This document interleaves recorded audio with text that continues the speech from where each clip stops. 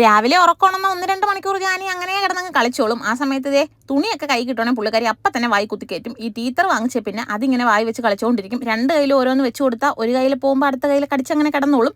പിന്നെ എടുത്തോണ്ട് പോയി കുളിപ്പിച്ച് കിടത്തി കഴിഞ്ഞപ്പോൾ ഭയങ്കര ചിരിയായിരുന്നു. കുളിപ്പിച്ച് കഴിഞ്ഞാലും കുറച്ച് സമയം കിടന്നങ്ങ് കളിച്ചോളും. ഉറങ്ങുവാണെങ്കിൽ ഒരു 10 മിനിറ്റേ ഉറങ്ങത്തുള്ളേ. പിന്നെ കുഞ്ഞിനെ അവിടെ കിടത്തിയിട്ട് ഞാൻ നേരെ അടുക്കളയിലോട്ട് കയറി. ഇന്ന് നമ്മൾ കുറച്ച് ചിക്കൻ വാങ്ങിച്ചിട്ടുണ്ടായിരുന്നു. ഇവിടെ അങ്ങനെ ചിക്കൻ വാങ്ങിക്കാറേ ഇല്ല. കാരണം ഈ ചേട്ടൻ ഈ ചിക്കൻ കറി ഒന്നും കൂടി ചോറ് തിന്നുന്നത് തീരെ ഇഷ്ടമല്ല. അഥവാ കഴിച്ചാലും കുറേ ചാറൊക്കെ വെച്ച് ഇങ്ങനെ സാമ്പാർ പോലെ ചിക്കൻ കറി വെക്കുന്നതാണ് ഇഷ്ടം.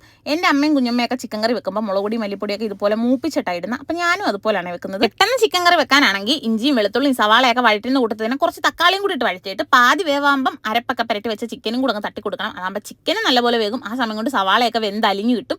അങ്ങനെ ചിക്കനും ഇട്ട് ഒന്ന് അടച്ചു വെച്ചിട്ട് കുറച്ച് ചിക്കൻ എടുത്ത് വറക്കാൻ വേണ്ടി വെച്ച് ചേട്ടനാണ് ഈ ചിക്കൻ ഫ്രൈ കൈ കൊണ്ട് തുടത്തില്ല. ഇതെനിക്കും വസുവിനും മാത്രം കഴിക്കാൻ വേണ്ടിയാണ്. പിന്നെ കുറച്ച് ചീരയും കൂടെ തോരൻ വെക്കാമെന്ന് വിചാരിച്ച് അരിഞ്ഞൊക്കെ വെച്ച് എപ്പോഴും വെക്കുന്ന പോലെയല്ല സവാളയൊക്കെ ഇട്ട് വഴറ്റി തേങ്ങ ആദ്യം ഇട്ട് കഴിഞ്ഞ് പിന്നെ ചീര ഇട്ട് കൊടുത്തത്. അപ്പം കുഴഞ്ഞളിഞ്ഞിങ്ങനെ വെള്ളമൊന്നും അല്ലാതെ കിടന്നോളും.